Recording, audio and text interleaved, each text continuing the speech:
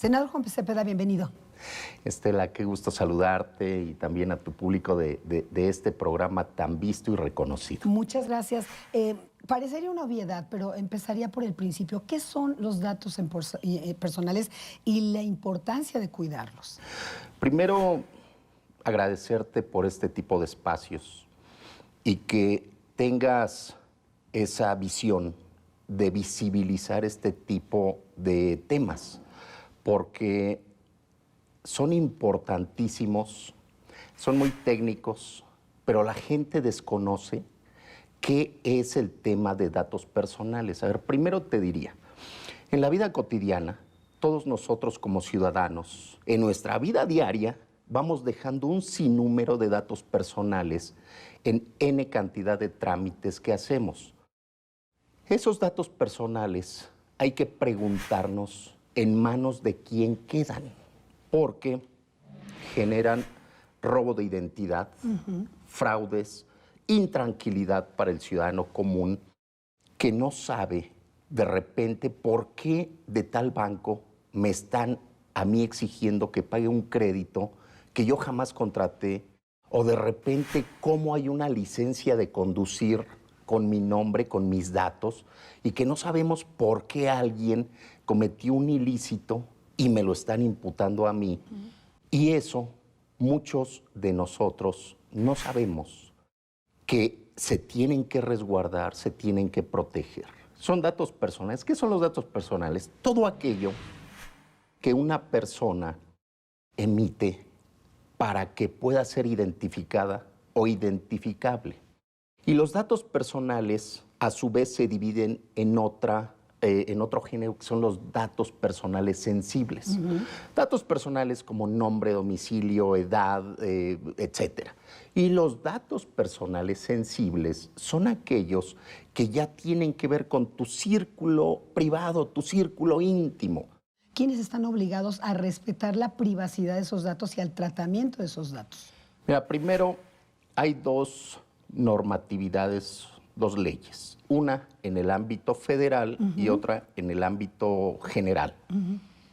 Todas las instituciones de gobierno de los tres poderes de nuestra república, órganos autónomos, etcétera, gobiernos municipales, locales y federal, esos son sujetos obligados. Sí, nosotros vamos y les damos todos nuestros cuando datos. tú vas a tramitar tu licencia de conducir, lo que ahorita yo refería, cuando tú vas a hacer algún trámite, cuando tú te presentas ante un gobierno municipal a pagar tus impuestos, a pagar tus derechos, a hacer algún trámite, o cuando vas a una institución de salud que depende del gobierno federal, todos esos datos, que además tiene que ver con un tema muy particular. Claro, un dato médico, por ejemplo. Es un dato médico que tiene que ver con tu estado de salud. Esos datos, el gobierno federal o todo ese ente del aparato gubernamental se regula por una ley federal de sujetos obligados en materia de protección de datos personales.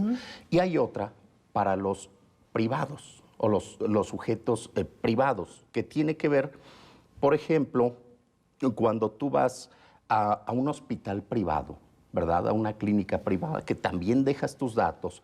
Cuando tú vas a un complejo departamental donde hay medidas de seguridad para entrar, que dejas también tus datos ahí. Cuando vas a un gimnasio, por ejemplo, ya ves que en algunos te piden tu certificado médico, tus datos, incluso hasta tarjetas de crédito. Sí. Eso lo regula la Ley General de Protección de Datos Personales de Sujetos privados. Que además, bueno, esta ley data del 2010. Hay un dictamen de la Cámara de Diputados que aprueba esta ampliación de datos sensibles. Se va al Senado, ese es el trámite, digamos. ¿Qué pasó en el Senado en marzo pasado, en una comisión que tú presides, donde discutieron este tema? ¿Y cuáles son los datos sensibles que pretenden, digamos, agregar al catálogo de datos con los que se debe tener mucho cuidado? Sí, hace poco, antes de que terminara este pasado periodo ordinario de sesiones, tuvimos una discusión que además, qué bueno, porque en materia de protección de datos personales siempre vamos atrás, siempre vamos rezagados.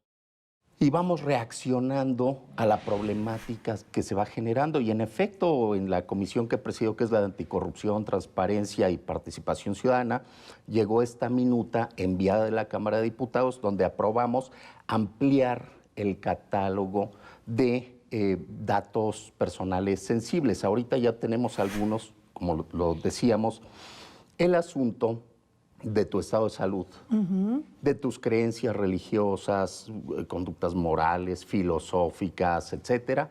Pero ahora estamos agregando un catálogo más amplio que tiene que ver, por ejemplo, con tu orientación sexual. Muchos nos damos cuenta cómo en la vida cotidiana de repente nos encontramos con algún delito generado por la homofobia. Sí. Y que a veces esa información que era muy privada se desprendió de esa información que vamos dejando. Entonces se pone esto, se amplía también para el tema de la afiliación sindical, por ejemplo, ¿no? Que en nuestro país el sindicalismo tiene pues ahí una historia por demás interesante, ¿verdad? Y se abrió el debate sobre qué vamos a hacer con las plataformas digitales. Muy importante. Los datos biométricos, los datos genéticos. A ver, cuando nosotros bajamos una aplicación, una plataforma digital, metemos muchos datos, pero ojo, incluso algunas de esas ya te piden tus biométricos, que es retina, que es huella, que es voz.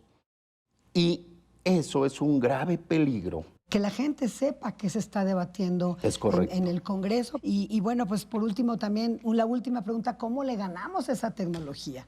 Primero, tenemos que dotar de mayores herramientas a quien hoy es el garante en nuestro país de proteger nuestros datos personales, que es el INAI. El INAI. El Instituto Nacional de Acceso a la Información, Transparencia y Protección de Datos Personales, que además, dicho sea de paso, en tu programa yo les quiero reconocer a ellos ese gran avance que han tenido en nuestro país.